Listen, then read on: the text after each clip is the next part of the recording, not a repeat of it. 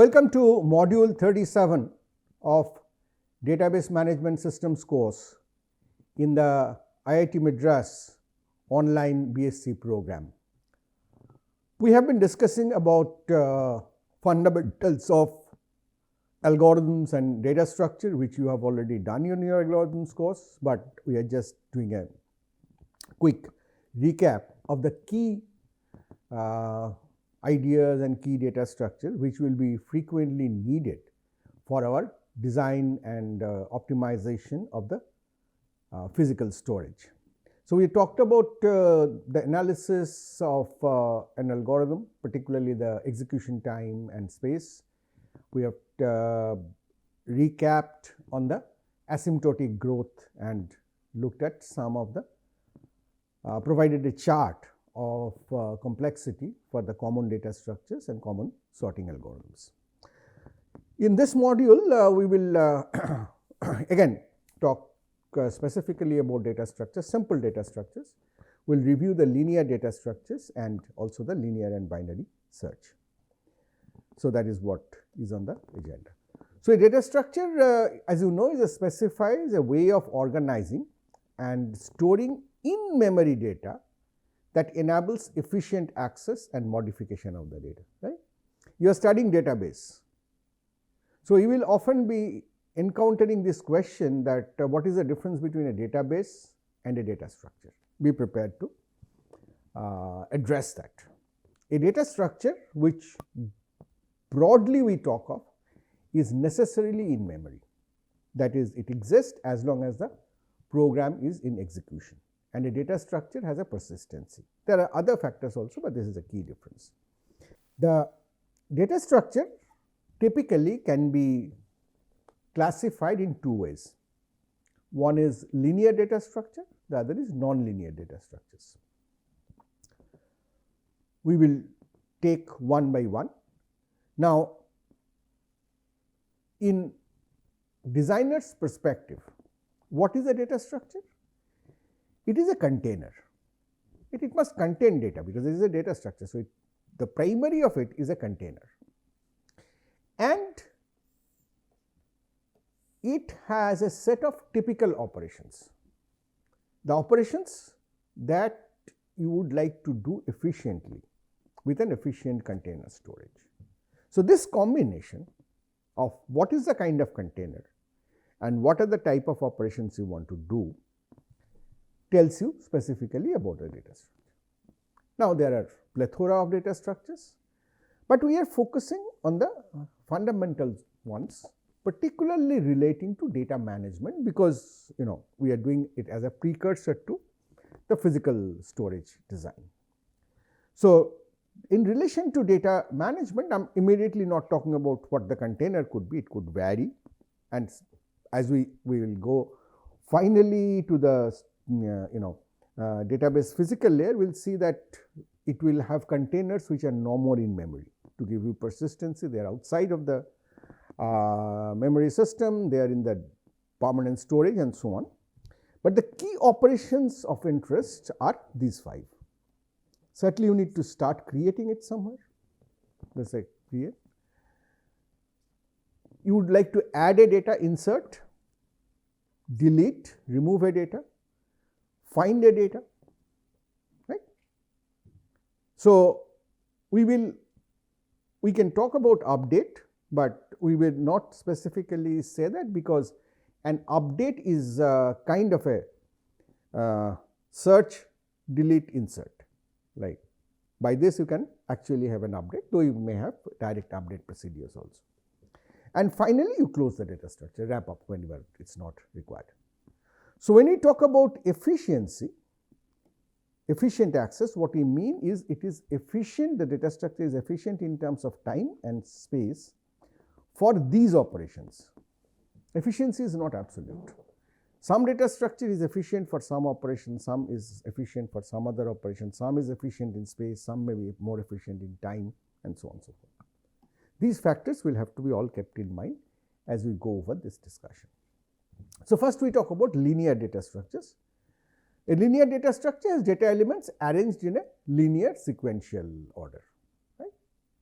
And in some way there is a way to know, if you know a particular data element, then there is a way to know the next data element. So, if you look at the computer organization, there are two ways. One is purely sequential, that is like memory, where you have a one after the other, you have the data and they have addresses.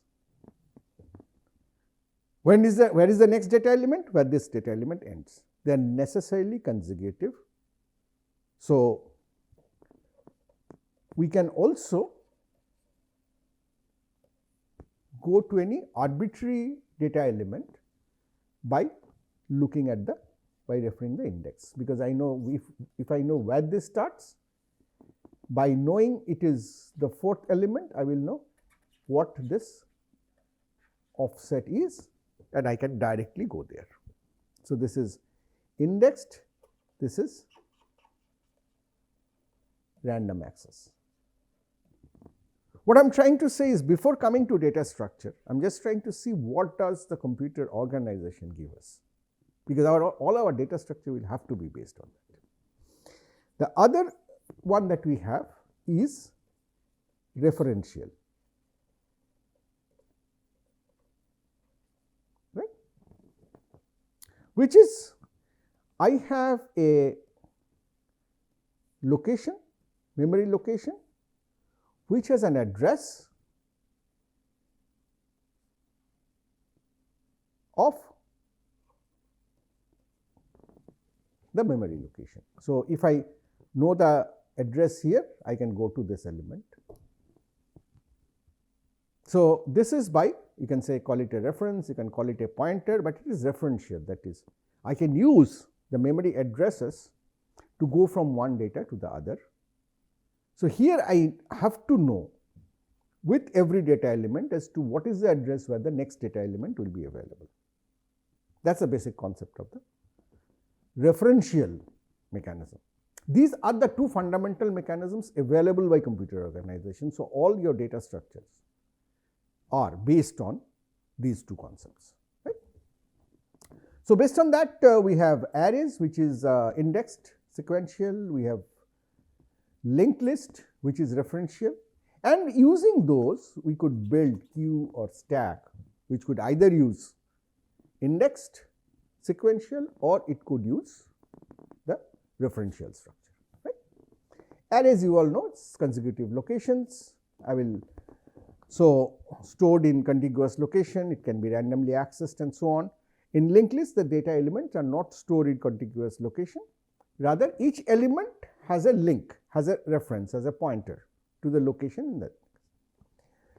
Now, when we talk about other data structures like queue and stack, we will first talk about the operation. So, what are the operations here? Let us say, what is the operation in an array? The operation in an array, I can create an array, I can insert an element in the array, I can delete an element from the array, I can search for an element in the array. In the linked list, I can create a linked list, and interestingly, I can keep on creating new data nodes in the linked list, which is an additional operation, which array does not have. But in addition, I can insert a value, I can delete, I can search, all these I can do. But so in array and linked list, we have the container and the operations both defined together. In case of a queue or stack, we do not talk about the container primarily. We primarily talk of the operations. So, in queue, what we say, it is a first in, first out. So, a queue, if I remove an element from the queue, then it will always be the oldest element residing in the queue. That is, the insertion and deletions take place in the same order. So, it is a first in, first out. Whereas in a stack, when I remove an element, I will always get the last inserted element, last in, first out. It is not typical for a queue or a stack to have any other kind of, say, find operation. Finding an element in stack is not what you do. Finding an element in queue, you do not do. Instead, you have in queue, you say what is the front element, that if I remove, what is the next person who is going to get to the counter. In stack, you say what is the topmost element. So, it's operations have a little different connotation. Naturally, you will have a create, you will have a closure. But what is significant to see that the basic definition of a queue or a stack does not depend on the container. It is only on the operations. Now, a queue can be on an array or a linked list. It could be circular in an array and so on and so forth. So, container could vary, container structure could vary, but the operations will have to remain same. That is what defines the data structure. Similarly, for the stack, you can have a stack on an array, stack on a linked list. Right? You know that, know all this. I am just trying to, summarize what you know. So, array is indexed. You already know that on one side you have the array indices, on the other side you have the physical memory address, and inside you have the containers. So, you can, it is computer organization wise, it is implemented in a way so that the accessing every element is very fast. That is order 1. It is a constant time, because you know this, arithmetically you can compute the access and get this address. It is just one memory address. Very simple. Arrays have fixed size. They are not flexible. Right? You may have heard of some, variable size array and all that, but those are implementation details, but conceptually an array is a fixed size. So, array may have, if I decide to use the space from the left end, the 0 index end, then array will have some unused space at the towards the end, and as long as there is space, I can use that array. So, if I want to do insertion or deletion, it is very easy if I am inserting at the end, because there is something, some empty space, I just put the element there, or if I am removing from the end, it is the last element, so I remove. So, that is constant time. But if I have to insert at an arbitrary position, as in here, then I have a problem, because I have to create space for the element I want to insert. So, I have to move all of these right. So, I have to copy this here, copy this here, copy this here, copy this here, and only then I have this, the space for f. So, the worst case would be when I want to insert, in the front, I have to move all the elements. So, naturally insertion in an array becomes order n in general. Similarly, removal will be order n as well, because after removing this, you have to move these elements left towards back, so that you satisfy the assumption that you have elements packed from index 0 to a certain point. So, array is good for access, but not so good for insert and delete.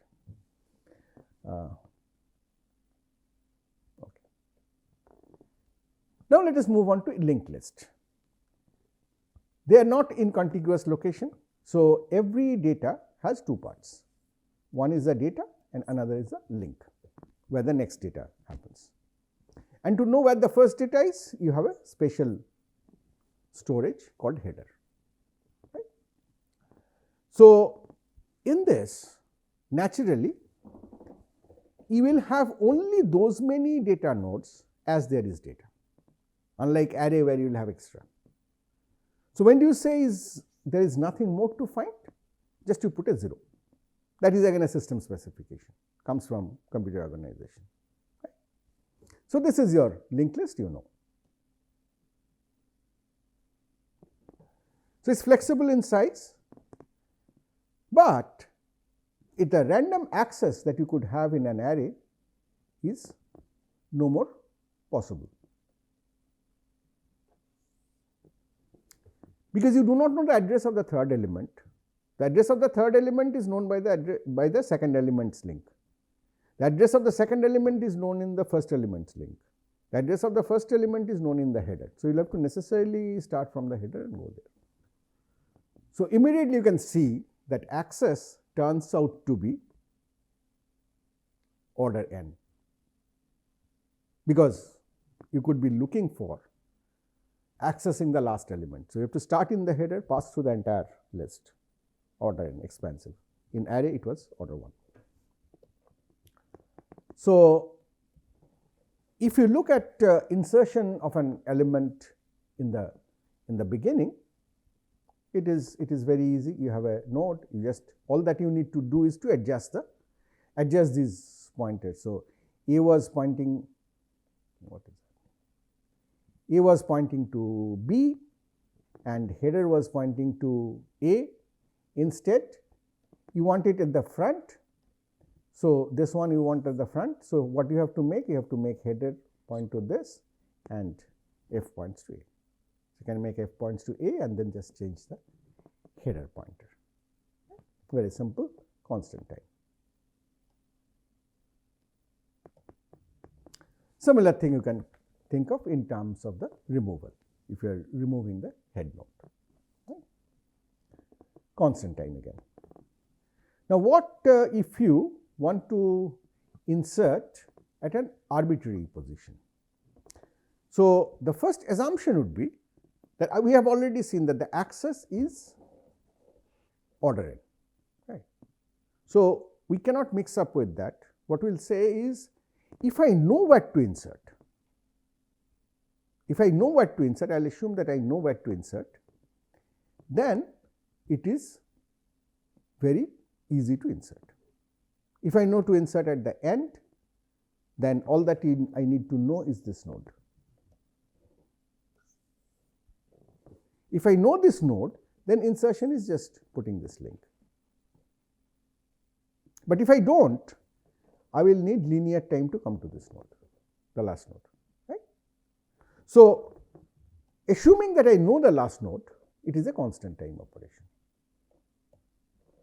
Similarly, for removing from the end, all that I need to know is the node before the last node. Right? I cannot remove the last node by itself, because it is being referenced from the previous node. So, I need to to remove this node, I need to know this node. So, if I assume that I know this node, then it is a constant time. All that I need to do is to set this to null and get rid of the last node. Similar observations can be made at intermediate position. If I know the position where I want to do the node, then all that it needs, if I have to insert this F, all that I need is to adjust this and adjust this. That F has to, the node after which F has to come, that its pointer should be set to F and F's pointer should be set to the node it was originally pointing to, right? Constant time. But the key of all of these is the fact that I need to know the node where I am actually doing the insert. Similarly, remove would be also constant time, order 1, if I know the node before the node that I want to remove. So, we can see that to sum up, in terms of array, the access is very efficient, order 1, the insert and delete are order n, whereas in a linked list, access is order n, but insert delete, once you know the position, is very efficient, it is order 1. So, you have a trade off in that way. Let us see, let us leave with it. So, the other common operation that is left is search, how to find, right. That is different from access. In access, you have the index and you are finding. So, it is positional, but search is by value. So, it is associative search, that given the content you find out where does it exist. Right? So, one way you could do is do a linear search. You are given an element, you start and check with every element in an array. You will be able to do that and if the element exists, you will be able to say that it exists. If it does not, if you have exhausted the whole array, you will say it does not exist. Right? So, You can do a linear search, which will obviously be order n. Now, here is a simple Python code which lets you do that.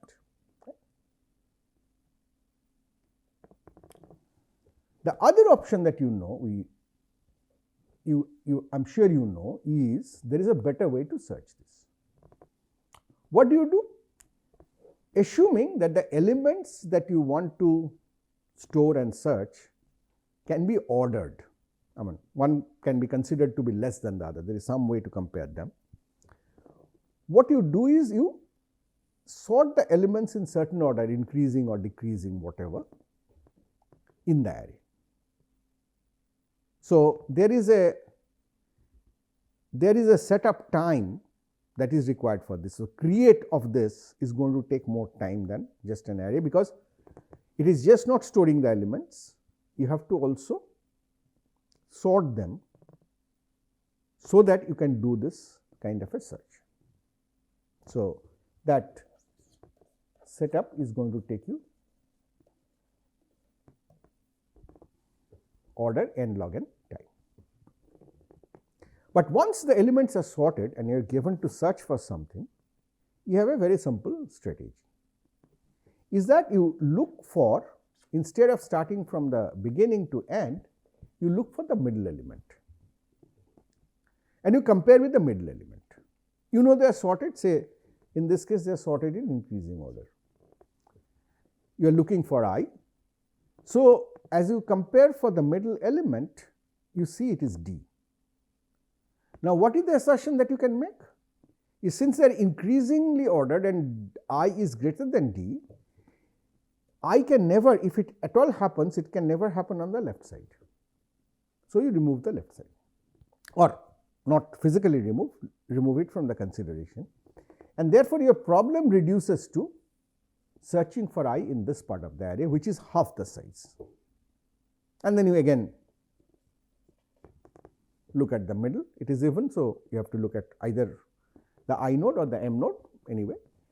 If you happen to look here, then you will immediately find I and you will say it exists. If you do not find, you will again half, because it can either be on the left or be on the right. Finally, given, so first you search within a array of size n, then in an array of size n by 2, then in an array of size n by 2 square, you keep on doing till you will obviously be left with an array of size 1. It either exists that, it either matches that or it does not. If it does not, it does not exist. Otherwise, it matches somewhere in between. So, as many times you will do this division and matching is your complexity of operation. How many times can you divide n by 2 so that it becomes 1? That in fact is the value of log n. Incidentally, when I write log n, what I mean is log to the base 2n. When I write Lg, it means, and when I write log, it means the natural logarithm. So, Lg is what is very common. So, how many times can you divide? If I take 16, I can divide by 2, get 8 first, divide 8 by 2, get 4 second, divide 4 by 2, get 2 third, divide 2 by 2, get 1 fourth. So, I have got to 1. So, how many steps? 4. What is log 16 base 2? Is 4. That is a power that you will have to take of 2 to get to 16. So, which says that the beauty of this search, naturally called the binary search, is you can find a key if in or determine that it does not exist in log n time. Right? So, these are the two ways to do the basic search mechanism, and there is a Python code. Now, if we put it to context, then for search, if I have linear, if I do linear, let me write it more cleanly. So, if I do linear search, I can do it in an array which could be ordered or unordered, it does not matter. And in both cases, it is order n. If I do a binary search, then if it is ordered, then I can do in order log n. If it is unordered, I cannot do it. If I have a linked list,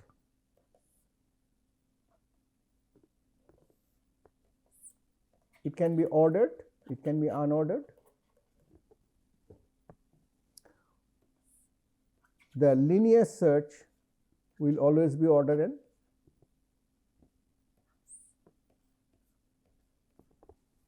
Binary search simply cannot be done even if it is ordered, because to get to the middle, I need to have an access to the middle, and that access is itself order n. So, if I try to do a binary search on a linked list, it will become order n log n. Insert, in an array it is order n, in an unordered array it is order 1. Why is it order 1? Because if the array is not ordered, then I can insert it anywhere, I can insert it at the end. The deletion, the insertion in linked list is order 1, whether it is ordered or unordered. How about deletion? In an array, it is order n, whether it is ordered or it is not ordered, because I have to delete from wherever it is and move the rest. Whereas on linked list, it has order 1. So, you can see of my 3 major operations, if one is good in one data structure, like insert or delete is good in linked list, the other, the search or find, is bad, it is order n. And if search is good in array, the insert delete is bad.